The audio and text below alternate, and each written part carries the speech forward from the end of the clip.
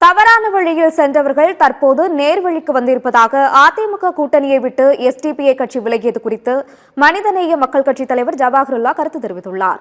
நாகப்பட்டினம் மாவட்டம் தெத்தி கிராமத்தில் பேரிடர் பாதுகாப்பு கட்டிடத்தை தமிழக பள்ளிக்கல்வித்துறை அமைச்சர் அன்பில் மகேஷுடன் சேர்ந்து ஜவாஹருல்லா திறந்து வைத்தார்.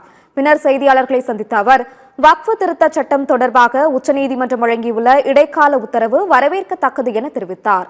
மேலும் அதிமுக கூட்டணியிலிருந்து எஸ்டிபிஐ கட்சி விலகியது குறித்து பேசிய ஜவாஹருல்லா தவறான வழியில் சென்றவர்கள் தற்போது நேர்வழிக்கு வந்திருப்பதாக கூறியுள்ளார்.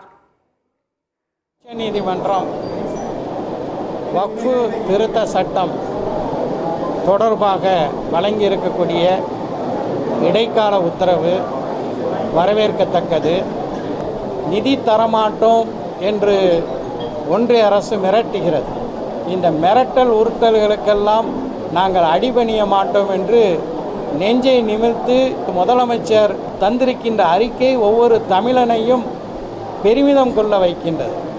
ஆகவே தவறான வழிக்கு சென்றவர்கள் நேரான வழிக்கு வந்ததை வரவேற்கிறோம்.